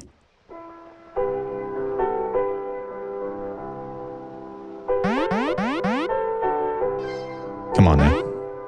There you go. If you ever watched the movie, I stayed pretty true to the movie until they got to the house because literally nothing happens. Yeah, yeah. The wives fight each other for some reason. They say death to Torgo and they keep like rubbing his face and stuff and he never dies. Yeah. They don't know how to kill anybody. Michael rolls around outside and the dog dies, and I never liked that. No, so- I do not like that the dog dies. So Peppy does not Peppy's die. gonna live. No matter what, Peppy always lives. That's right. Michael may die, Margaret may die, but Peppy, Peppy's He's gonna okay. live. Yeah. Debbie and Peppy are totally okay. Yes. Forgetting you. Remembering. No. It was always creepy in the original movie when you see the daughter tied up against the post as a Yeah. wife. Even the Mystery Science Theater guys were like, whoa, It's weird. that's weird. Goes a bit too far there, B-movie. Yeah, so that's why I kind of made a joke about it. Like, Yeah. you know, And then he was like, it hasn't been that way for centuries. It's yeah, fine. there's no physical relations with these women. They Yes. mostly just talk and nap. So I thought that was kind of a, Me too, yeah. yeah. The car descends slowly, dramatically, like it knows this is the big one. It lands I'm coming, flat Elizabeth. with a sound that feels like a gavel strike, or maybe a toaster popping. Judgment. Sometimes with an E, sometimes not. In American English, there's no E. Wait, no. Americans do No, put you're the right. E. In British, it is without. So this is the British way to spell judgment. Yeah, but the card has an E. You're right. That's fine. I actually like the British way of spelling it better. Okay. What maybe isn't it? The British spell it with no E, right? Yeah. An angel blares a trumpet overhead. Below, the dead rise from their coffins, arms outstretched, not for salvation, but for answers. There's a reckoning in the air, thick as Torgo's cologne. Judgment. That sounds kind of final. It is. This is the end of your road. The moment when all paths converge. The choices you've made. Every hit, every toast accepted or denied. They come to collect their due. The lodge is no longer just a weird building in the desert. It's become a stage, a courtroom, a trap, a test, a flaming hoop of cosmic nonsense. That's Manos. You've faced temptation. You've flirted with cultists. You've questioned reality. And now you must face Manos. Okay, but like, how much of this is about toast? I feel like toast is really weighing heavily here. This is new to you, right? That's pretty funny. Yeah, This card, I thought you'd like that. I love that. This card is not about punishment. It's about choice. You may yet escape, or you may embrace the hands. Either way, your fate is sealed. You like how the hands is capitalized? Yeah. The card glows bright, then vanishes in a flash of white light. Somewhere bells toll. Torgo moans. The choir sings off key. Final chapter. The ceremony. And so based on your decisions here, people may die, but she knows the choices really well, so this is kind of the good ending. Yeah. Michael stumbles back into the lodge's ruined living room, covered in dust, blood, and the smell of centuries-old despair. The portal in the fireplace has fizzled out, leaving behind only scorched stone and a strange hum in the air. He drops to one knee, catching his breath, alive, but barely. From the shadows, a familiar lopsided figure limps forward, arms twitching at odd angles. Oh, you survived. Remarkable. You see, most do not. Most fall and scream and crunch. Michael looks up, squinting. Torgo, where the hell'd you go? Oh, so much has happened, you would not believe it. So first there was fire, black fire, very dramatic. And then the portal opened and I was like, whoa. And then they got sucked in. Your wife, the child, the dogs, whoop. It's one of my favorite paragraphs in the whole game. Swoop. Swoop. Right into the realm of Manos. Michael stands up fast, ignoring the stabbing pain in his leg. What? Margaret and Debbie? And Peppy? Yes, even the small dog. It screamed in dog, I think. Then we're going after them. Now. That's not how this place works. Michael grabs him by the collar. Torgo, listen to me. That's my family. I don't care what creepy blood god nonsense is going on. I'm not leaving without them. Torgo nervously That's fidgets, his thing. He always nervously fidgets. pulling away like a noodle in distress. The master is powerful, more powerful than you know. Once someone enters the realm of Manos, their fate is sealed, unless what? Spit it out. Unless someone takes the staff of Manos. That's like a item you get like an RPG. The staff of Manos. Oh yeah. Well, a lot of this game has reminded me of Dark Souls. Like the fire is like the DLC area in Dark Souls 1. You know, if my next game's a role-playing game, I'm gonna have a staff of Manos. By the way, Definitely. it's the best staff in the game. Yes. The master's power, his form, his dominion, and all of it is tied to the staff. Without it, he's just a mustache and a velvet bathrobe. Michael stares, stunned. That's it? We take the staff and he's powerless? Yes, but also no, because touching the staff could kill you, or curse you, or make you a new master. It depends. The rules are vague. Michael looks back at the fireplace, still smoldering, whispering something low and inhuman. I've come this far. Torgo frowns, more concerned than usual. If you go, I cannot stop you, but if you succeed, I will serve you next, and that's how it works. Great. Can't wait. The fireplace flares to life once more, casting black flames across the crumbling lodge. Michael stands at its edge, bloodied and limping but unbroken, with Torgo by his side, twitching, muttering, burning with purpose. They will not expect us, especially now the master is distracted. With a flash, they vanish into the flame. The sky is still red, the ground still cracked and ash-covered, but now the monolithic stone rings echoes with the sound of high-pitched bickering. The wives of Manos are in full meltdown mode. You always chant over me, every ritual. Yeah. Oh, please, like you even know the words? Whose skull is this? I just polished mine. The master, robe barely clinging to his dignity, pinches the bridge of his nose and sighs louder than thunder. Why did I ever think eternity with 20 wives was a reward? While chaos reigns, Torgo creeps along the edge of the circle, limbs wobbling, breath shaky, eyes fixed on one thing, the staff of Manos, leaned casually against the altar, abandoned in the drama. Now, Torgo, now. Torgo lunges. He grabs the staff. Lightning erupts from the sky. The monoliths tremble. The wives stop mid-squabble, gasping as the red mist thickens. Torgo screams. In pain? In joy?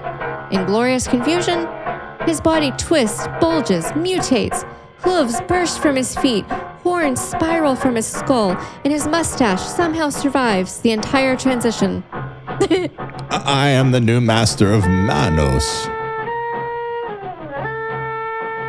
The wives gasp again, but now it's kind of flirty.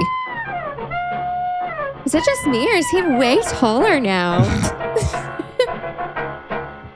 This transformation is Torgo's moment, but Michael doesn't wait to see what happens next. He sprints to the altar, rips Margaret and Debbie free from their restraints. Peppy leaps into his arms with a yap and a wag of relief. Michael! Let's go! We're out of this nightmare! Michael drags his family back toward the still glowing portal. The fire crackles. The stone monoliths begin to quake. And then they're gone. Gone from the realm of Manos. Gone from the madness. Gone. At least for now. A little anticlimactic, but that's okay. The night is thick, too thick, like the sky is holding its breath. The cop's cruiser crawls to a stop, headlights barely cutting through the fog and sand. And there it is, the lodge, crooked, twisting, breathing. The windows flicker with a sickly yellow glow. Shadows move inside, not walking, more like twitching. Shapes that used to be people, or maybe they still are. The cop steps out of his car slowly. His boots crunch dry earth. His holster is empty. His flashlight barely works, but he's done being lost. All right, enough of this cult crap. He pops the trunk. Inside, a rusted red gas can, half full. Maybe enough. Don't forget. He approaches the house. The porch groans like it's trying to warn him off. The door swings open on its own. No breeze. But I'm forgetting. Inside, the lodge is teeming. Creepy. Ghouls, wives, roaches in black robes. Roaches in What? black- what? Things that used to wear faces. They watch silently. No one attacks. They just wait. You're like, what? I'm not dying in a house that smells like burnt toast and cheap perfume. He walks in with a gas can, shaking slightly. The liquid sloshes as he moves room to room. The master's chair, the altar, the toaster. The toaster. All of it gets a splash. I thought that he should get like a character arc, the cop. Yeah, You know, do something useful. this place is done. Your prairie's over. A Zippo lighter flicks open. For once, it lights on the first try. Damn right. He tosses it onto the floor. I'm breaking the cliche. The flames take instantly, almost hungrily. The toaster. Fire races up the walls You ever like it's noticed that been waiting before? for this. I've never seen this. The toaster. That's awesome. The ghouls don't move. They just keep watching. Right, yeah, totally normal. Don't forget. He turns and runs. Out the door, off the porch. The entire lodge behind him howls. Not from the fire, but from something inside it. He doesn't look back until he's by his cruiser, engine still idling. The lodge is fully engulfed now. Fire twists through the sky, curling like the fingers of Manos itself.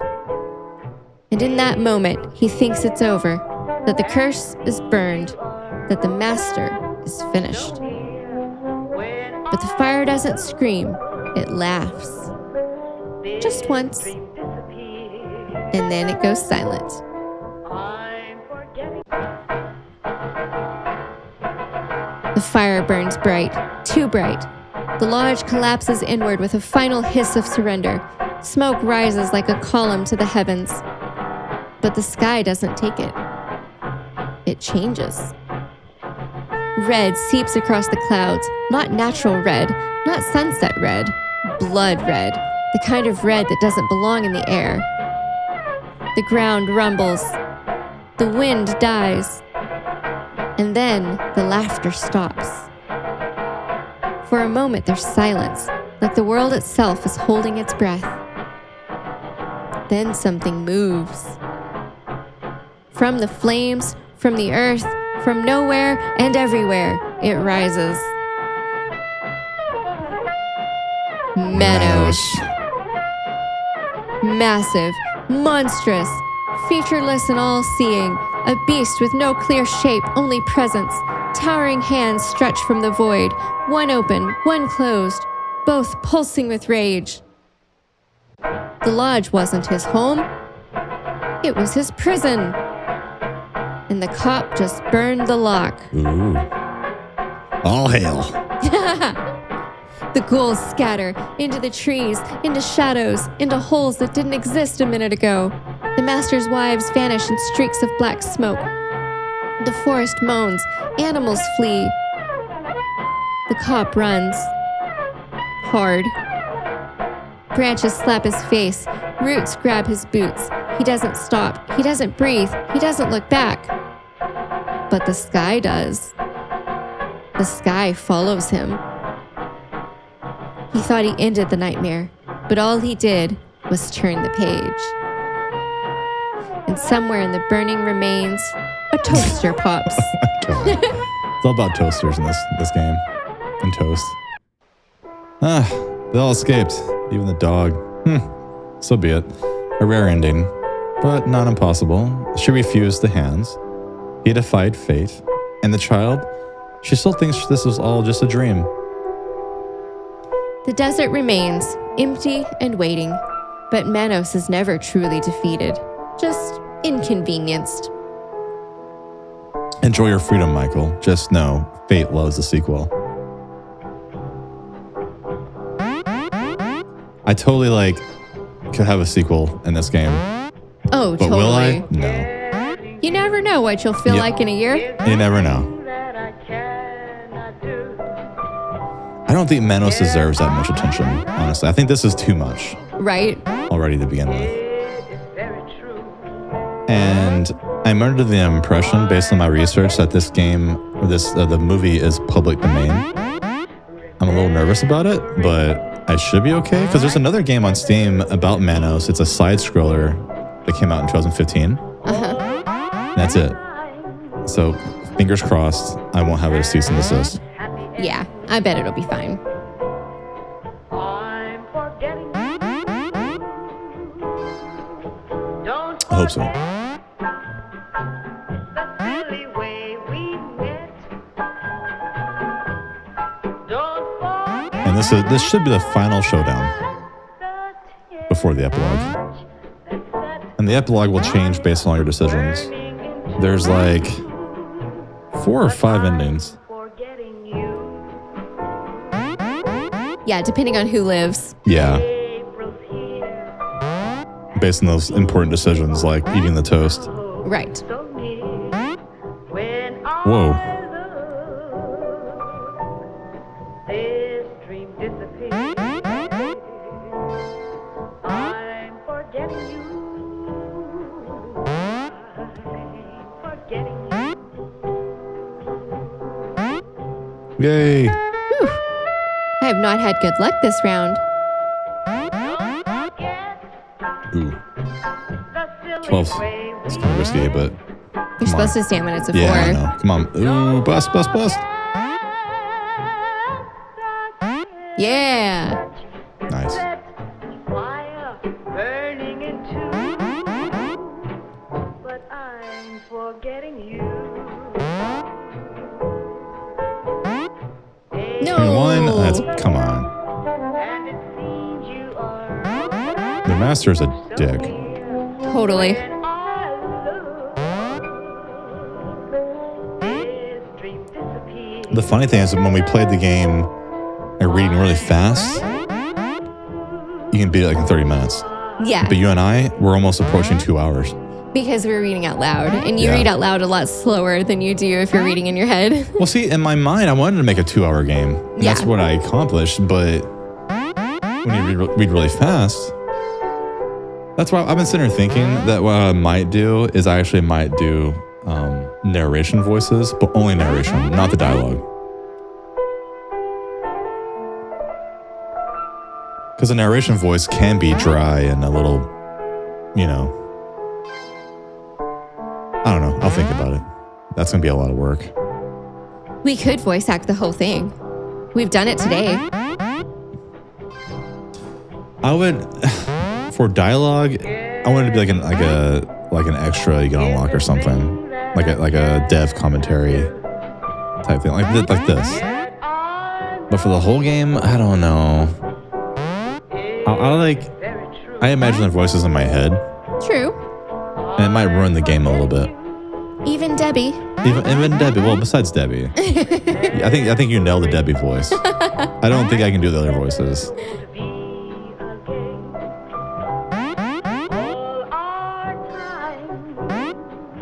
Ooh, nice.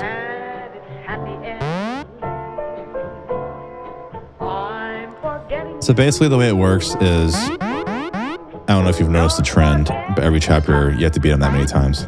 Well, yeah, I've noticed. Yeah. So now it's gonna be like 6 or 7 times. Yeah.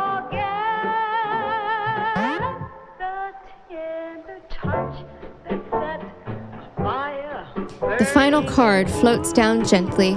No fanfare, no fire, no weird chanting, just silence. A calm after the storm. It lands softly, like an old VHS tape clicking into place. The world. A woman stands within a wreath, surrounded by symbols of all 4 elements. Which is not in the card. That's okay. That's okay. She holds nothing and everything. It's the card of completion, or at least a weirdly satisfying pause. So that's it. I made it. you made something, whether it's salvation, doom, or eternal cult status, it's subjective. The journey's done. You escaped. Or you didn't. You saved your family. Or only some of them. Maybe you became part of It's the so lodge. contradicting. Maybe you're the new master. But either way, it's over. For now. The world marks on an end, but also a beginning. You've walked the loop, made your choices, pet the dog, and possibly eaten the toast. I still don't know what was in that toast. Nor should you. The card glows warmly, then fades into nothing.